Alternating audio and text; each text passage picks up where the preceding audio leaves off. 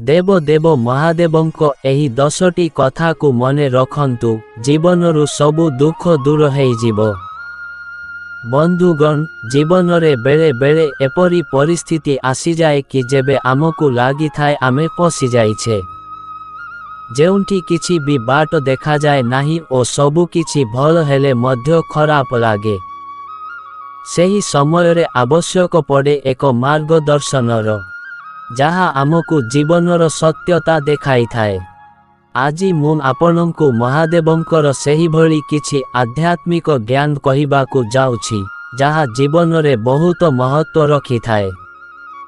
ଯେଉଁ ବସ୍ତୁଗୁଡ଼ିକୁ ଆମେ ସୁଖର ସ୍ରୋତ ଭାବିକରି ଏକତ୍ରିତ କରିଥାଉ, ସେ ସବୁବେଳେ ରହିବ ନାହିଁ। ଯେଉଁ ବ୍ୟକ୍ତି ଏହି ସତ୍ୟକୁ ଜାଣି ଲୋଭର ପରିତ୍ୟାଗ କରେ ନାହିଁ, ସେ ସବୁବେଳେ ହରାଇବାର ଭୟରେ ରହିଥାଏ ଓ ଯେଉଁ ବ୍ୟକ୍ତି ଏହି ସତ୍ୟକୁ ଜାଣନ୍ତି ନାହିଁ ସେମାନେ ଅହଙ୍କାରରେ ବଞ୍ଚନ୍ତି। କାହା ପାଖରେ ଦୁଃଖ ଅଛି ତ କାହା ପାଖରେ କିଛି ବି ନାହିଁ।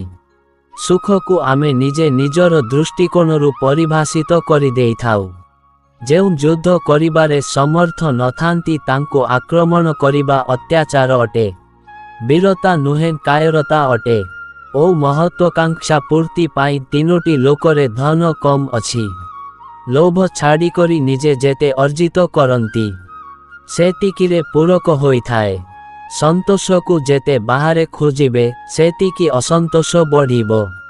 ସନ୍ତୋଷ ପାଇଁ ଅନିବାର୍ଯ୍ୟ ତତ୍ତ୍ୱ କେବଳ ନିଜ ଭିତର ପ୍ରାପ୍ତି ହିଁ ହୋଇଥାଏ ଏବଂ ନିଜ ଅନ୍ତର୍ମନ ପର୍ଯ୍ୟନ୍ତ ପହଞ୍ଚିବା ପାଇଁ ମାର୍ଗ କେବଳ ଯୋଗ ଦ୍ୱାରା ପ୍ରଶସ୍ତ ହୋଇପାରିବ। ବ୍ୟକ୍ତିର ପୀଡ଼ାର ଅସଲ କାରଣ ସେ ନିଜେ।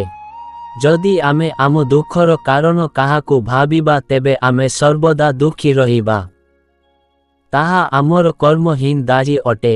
ନିଜ ଦୋଷ ଆଉ କାହା ଉପରେ ଆରୋପ କଲେ ସୁଖୀ ରହିପାରିବ ନାହିଁ। ନିଜେ ନିଜକୁ ବଦଳାନ୍ତୁ, ଦୁନିଆ ବଦଳିଯିବ। ପ୍ରତ୍ୟେକ ଆତ୍ମାର ଲକ୍ଷ୍ୟ ପରମ ସୁଖ ପ୍ରାପ୍ତି ପାଇଁ ହୋଇଥାଏ। କିନ୍ତୁ ସୁଖ ପ୍ରଦାନ କରୁଥିବା ବସ୍ତୁଗୁଡ଼ିକ ଏକତ୍ରିତ କରିବା ଜୀବନର ମୂଳ ଉଦ୍ଦେଶ୍ୟ ନୁହେଁ।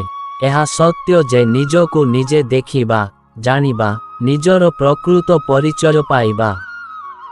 ଏଥିପାଇଁ ଆଧ୍ୟାତ୍ମିକ ଜ୍ଞାନ ଜରୁରୀ ଏବଂ ପ୍ରଯୋଗ। ତାପରେ ସହଜତାର ମିଛ, ମାୟା, ମୋହ ତ୍ୟାଗ କରି ସତ୍ୟ, ଧର୍ମ ପଥକୁ ଅନୁସରଣ କରିବା, ଏହା ହେଉଛି ସର୍ବୋଚ୍ଚ ଲକ୍ଷ୍ୟ, ଯାହାଦ୍ୱାରା ଜୀବନ ସାର୍ଥକ ହୋଇପାରିବ। ସେଥିପାଇଁ ମନ ହିଁ ସୁଖ, ଦୁଃଖ, ଶତ୍ରୁ, ମିତ୍ର, ପ୍ରେମ, ଘୃଣା, ହିଂସା ଏବଂ ଅହିଂସାର କାରଣ। ଏହି ମନକୁ ପ୍ରତିଦିନ ଆଧ୍ୟାତ୍ମିକ ଜ୍ଞାନ ଚାବୁକ ପ୍ରହାରରେ ଅନୁଶାସନ କରି ଅଚେତନ ମନକୁ ସଚେତନ କରିବାର ଚେଷ୍ଟା। ଅନ୍ୟଥା ଜୀବନରେ ବହୁତ ଦୁଃଖ, କଷ୍ଟ ଏବଂ ଯନ୍ତ୍ରଣା ପାଇବେ।